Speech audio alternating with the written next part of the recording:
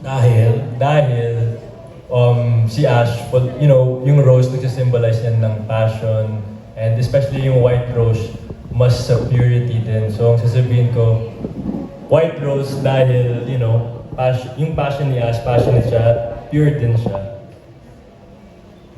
Okay. Then, yes, Astin, anong reaction mo to? Para di ako maligaw, white rose na lang. Kasi parehas talaga.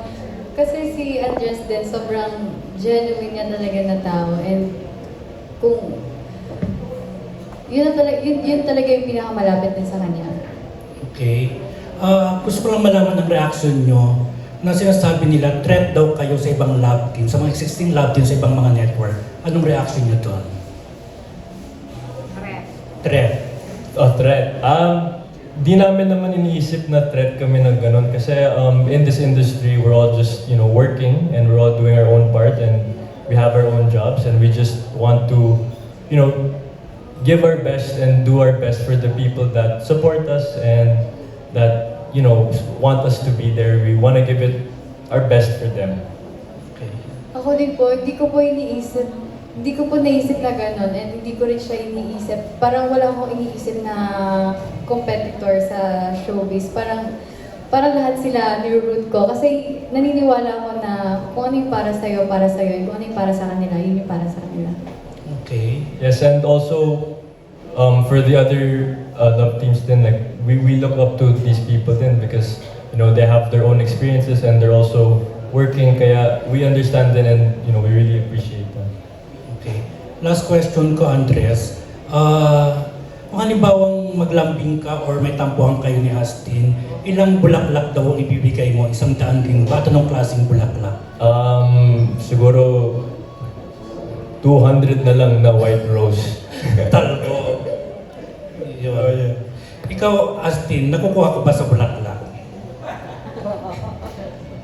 Hindi ako mahilig sa bulaklak talaga, pero yung thought na binigyan ka ng bulaklak or yung purpose or yung intention nung pagbigay, mas dun po ako na parang yun yung na-appreciate ko. Okay, thank you. Thank you. Thank you. That was Thank you. Roldan Castro of About It Tonight. Up next, we have June Nardo of Veritas University.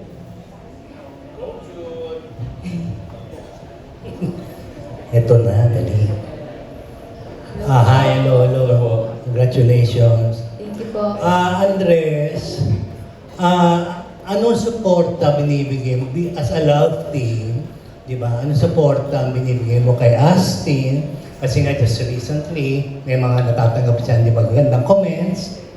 Now that may movie na naman kayo, may first movie nyo together, check na mas marami kayong matatanggap na hate comments and everything.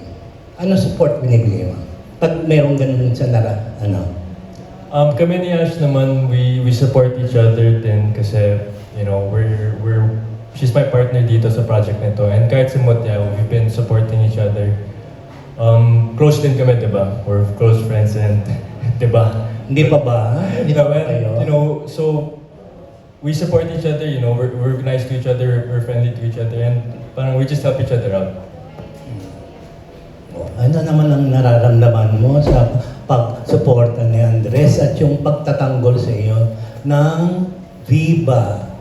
At ano ba yung ibinabato sa yung intriga para masaktan ka?